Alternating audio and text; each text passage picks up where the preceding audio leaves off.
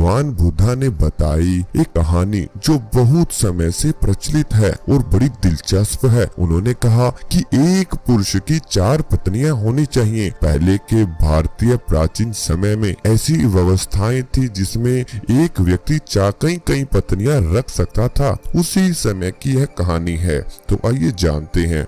एक आदमी की 4 पत्नियां थी, लेकिन कुछ समय बीतने के बाद वह व्यक्ति बीमार पड़ गया। उसे अपनी मौत करीब दिखने लगी। उसने अपनी पहली पत्नी को अपने पास बुलाया क्योंकि वह बहुत ही अकेलापन महसूस कर रहा था। तो जब उसकी पहली पत्नी उसके पास आई तो उस व्यक्ति ने अपनी पहली पत्नी को कहा कि क्या तुम मेरे साथ दूसरी दुनिया में चलना चाहोगी? व्यक्ति ने कहा, मेरी प्यारी पत्नी, मैं तुम्हें दिन रात प्यार किया, जीवन भर तुम्हारा ख्याल रखा।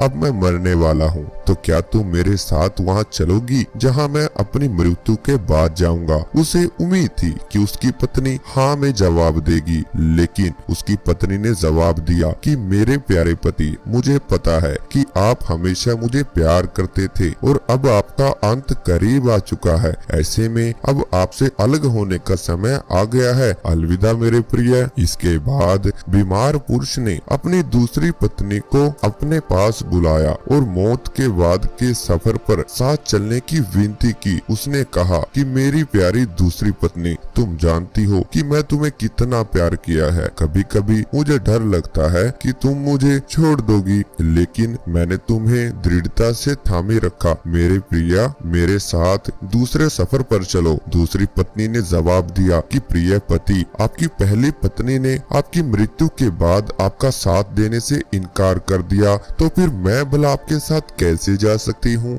आपने मुझे केवल अपने स्वार्थ के लिए ही प्यार किया है। ऐसे ही उस व्यक्ति ने जहाँ पर उसकी मृत्यु हुई थी, उसी स्थान पर लेटे हुए उस पुरुष ने अपनी तीसरी पत्नी को बड़ा ही जल्द बुलाया और उसे भी अपने साथ चलने को कहा। तीसरी पत्नी ने आंखों में आंसू भरकर उत्तर दिया, मेरे प्रिय, मुझे आप पर दया आ रही है और अपने लिए दुख हो रहा है, इसलिए मैं अंतिम संस्कार आपके साथ रहूंगी। इस तरह तीसरी पत्नी ने भी उसके साथ चलने से साफ इनकार कर दिया। जब तीनों पत्नियों ने उसकी मौत के बाद का अनुसरण करने से इनकार कर दिया, तब उसे याद आया कि उसकी तो एक और पत्नी भी है, उसकी चौथी पत्नी, जिसकी उसने ज्यादा परवाह नहीं की थी। चौथी पत्नी के साथ उसने हमेशा एक दासी की तरह व्यवहार किया था और हमेशा उसे भला बुरा कहता रहे थे। पुरुष ने सोचा कि अगर वह अब उसे अंतिम सफर पर साथ चलने को कहता है तो वह निश्चित रूप से मना कर देगी। हालांकि वो इतना ज्यादा डरा हुआ था, अकेलापन महसूस कर रहा था कि उसने अपनी चौथी पत्नी से भी दूसरी दुनिया में साथ चलने की गुजारिश की और चौथी पत्नी ने अपने पति के अनुरोध को तुरंत स्वीकार कर लिया। पति के अनुरोध करने पर चौथी पत्नी ने कहा, मेरे प्यारे पति, मैं तुम्हारे साथ जाऊंगी, कुछ भी हो, मैं हमेशा आपके साथ रहने के लिए दृढ़ संकल्पित हूँ। मैं आपसे कभी अलग नहीं हो सकती। यह कहानी एक आदमी और उसकी 4 पत्नियों की है। इन 4 पत्नियों का क्या मतलब है? गौतम बुद्धा ने अपनी कहानी समाप्त करते हुए कहा कि प्रत्येक पुरुष और महिला की 4 पत्नियां या फिर 4 पति होते हैं और हर एक का खास मतलब होता है। पहली पत्नी या साथी हमारा शरीर होता है, जिसे हम दिन रात प्यार करते हैं। सुबह के समय हम अपना चेहरा धोते हैं, कपड़े और जूते पहनते हैं, हम अपने शरीर को भोजन देते हैं। हम पहली पत्नी की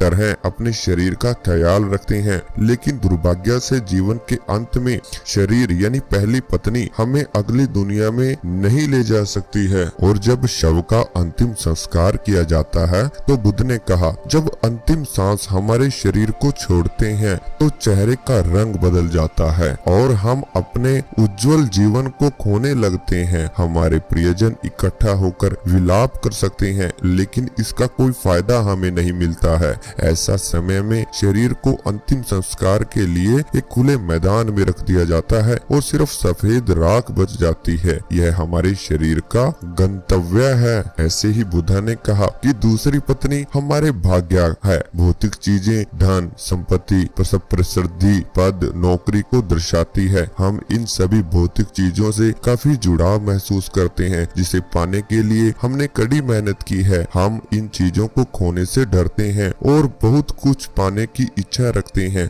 लेकिन इनकी कोई सीमा नहीं है। जीवन के अंत में ये चार दिशा में फैली हुई चीजें मृत्यु तक हमारा पीछा नहीं कर सकती। हमारे भाग्य ने जो भी इकट्ठा किया है उसे हमें छोड़कर ही जाना होगा। हम इस दुनिया में खाली हाथ आए हैं और मृत्यु के समय भी हमारे हाथ खाली ही होते हैं। हम अपनी मृत्यु के बाद अपना भाग्य पकड़ नहीं रख सकते। जैसे दूसरी पत्नी ने अपने पति से कहा था कि तुमने अहंकार और स्वार्थ के लिए सिर्फ मुझे अपने साथ रखा और अब अलविदा कहने का समय आ गया है। बुद्धा कहते हैं कि तीसरी पत्नी का अर्थ है यहाँ हमारे रिश्ते नाते हैं। यह हमारे माता पिता, भाई बहन, सभी रिश्तेदार, दोस्त और समाज की तरह हैं। वो आंखों में आंसू लिए अपने साथ शमशान घाट तक ही आ सकते हैं, उससे आगे नहीं। वो हमारे लिए दुखी और उदास रहते हैं। इसलिए हम अपने शरीर, भाग्य और समाज पर निर्भर नहीं रह सकते हैं। हम अकेला आते हैं